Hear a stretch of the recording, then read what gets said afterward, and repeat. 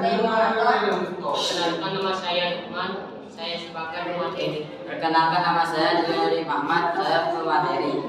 Perkenalkan nama saya Muhammad Al-Fidandika, saya pemateri. Bab 1 pendalaman akan dibacakan oleh Lukman. Sistem peredaran darah yang secara akademis disebut sistem kardiovaskular adalah suatu sistem organ yang berfungsi memindahkan berbagai zat dari dan menuju sel-sel tubuh. Bukan saja zat makanan yang didistribusikan oleh sistem peredaran darah, tetapi juga zat-zat lain seperti oksigen dan karbon dioksida.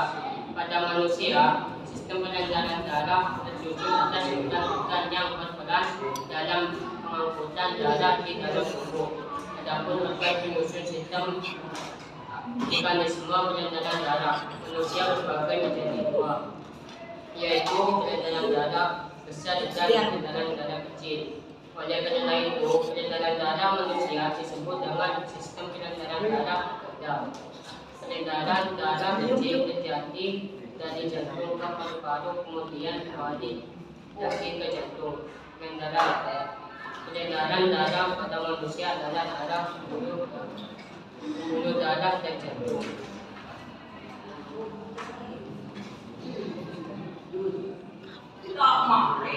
Bab 2 pembahasan akan dibaca oleh Joya Siman. Bab 2 pendahuluan. Sistem peredaran darah manusia melibatkan sebagai organ penting dalam tubuh, misalnya jantung, pembuluh darah, dan darah. A. Mekanisme sistem peredaran darah manusia. Dalam sistem peredaran darah manusia, mekanismenya terbagi menjadi berikut ini. Sirkulasi sistemik. Sirkulasi sistemik adalah sistem peredaran darah manusia yang mencukup seluruh tubuh dan berlangsung saat darah bersih yang mengandung oksigen mengisi serasi kiri jantung. Darah bersih yang kaya oksigen ini mengalir menuju jantung setelah menempas karbon dioksida di paru-paru setelah berada di serambi kiri. Darah akan diteruskan ke bilik kiri jantung untuk dialirkan ke seluruh tubuh menuju aorta. Darah yang mengalir melalui aorta akan terus mengalir hingga bagi paling ujung di seluruh tubuh. Setelahnya darah akan kembali ke serambi kanan untuk mengalami proses pembersihan darah. 2. Sirkulasi pulmonal. Sirkulasi pulmonal disebut juga sirkulasi paru, merupakan sirkulasi darah dari jantung menuju paru-paru dan sebaliknya. Peredaran darah manusia dalam siklus ini berlangsung pada darah yang mengandung karbon dioksida dari sisa metabolisme tubuh kembali ke jantung melalui pembuluh vena besar, vena cava. Darah kemudian akan dimasuki ke serambi kanan dan diteruskan ke bilik kanan jantung. Kemudian dialirkan ke paru-paru melalui arteri pulmonalis untuk ditukar menjadi oksigen. Darah bersih yang kaya oksigen ini akan masuk ke serambi kiri jantung melalui vena pulmonalis untuk diedarkan ke seluruh tubuh.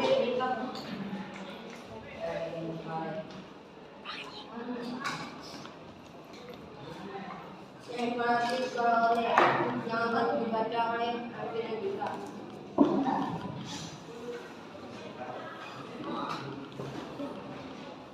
Jantung juga membutuhkan asupan oksigen dan nutrisi untuk bisa berfungsi dengan baik. Nutrisi untuk jantung ini dialirkan oleh darah ke otot jantung melalui pembuluh arteri koroner. Sistem peredaran darah atau yang secara akademis disebut sistem kardiovaskular adalah suatu sistem organ yang berfungsi memindahkan berbagai zat dari dan menuju sel-sel tubuh.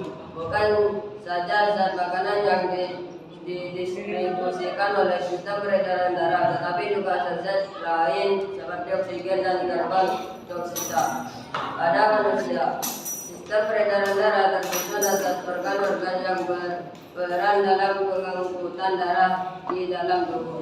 Adapun organ penyusun sistem peredaran darah pada manusia adalah darah, pembuluh darah dan jantung. B.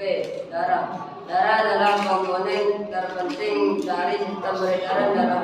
Darah memiliki tugas membawa nutrisi, oksigen, hormon, antibodi serta berbagai zat lainnya dan ke seluruh tubuh. Darah terdiri dari plasma darah dan sel-sel darah. Sel-sel darah meliputi eritrosit, leukosit, dan trombosit. Plasma darah sebanyak 55 derajat dari darah adalah plasma darah yang merupakan cairan berwarna kuning pucat.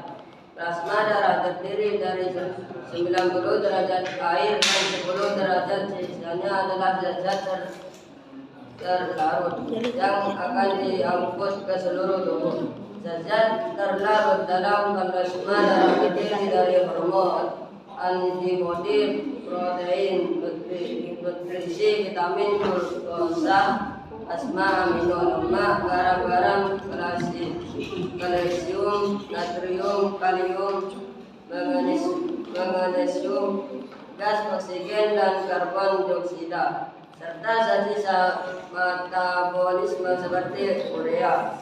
Di dalam darah juga terdapat 3 protein utama meliputi albumin yang berfungsi untuk mengatur tekanan osmosis darah, globulin yang berfungsi untuk mengangkut nutrisi ke seluruh tubuh, dan beberapa dalam sistem imun, serta fibrinogen yaitu protein yang terlibat dalam pembekuan darah. Komponen plasma darah tanpa fibrinogen disebut serum.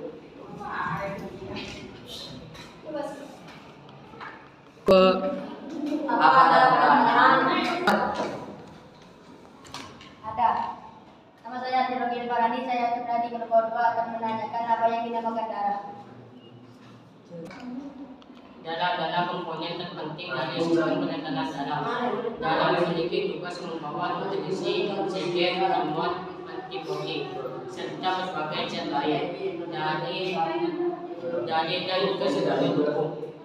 Darah terdiri dari plasma darah dan sel-sel darah. Sel-sel darah meliputi eritrosit, leukosit, dan trombosit.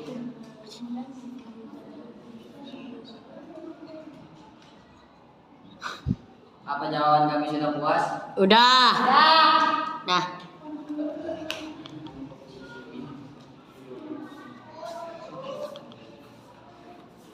Bab 3 penutup akan dibacakan oleh Kemudian dipersilakan.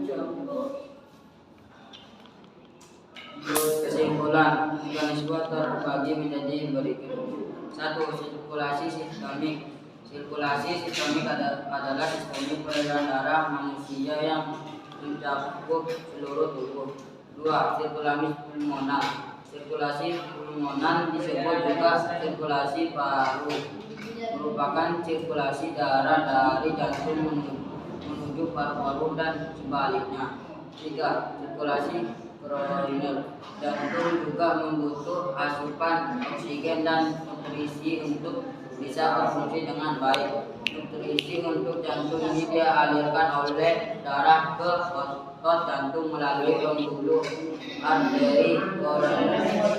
Darah adalah 10 menit. komponen terpenting dari sistem peredaran darah. Darah memiliki tugas membawa nutrisi, oksigen, hormon, antibodi, serta berbagai zat lainnya dari organ ke seluruh tubuh. Darah terdiri dari plasma darah dan sel-sel darah. Sel-sel darah meliputi eritrosit, leukosit, dan trombosit. Cukup sekian dari kelas kami. Assalamualaikum warahmatullahi wabarakatuh.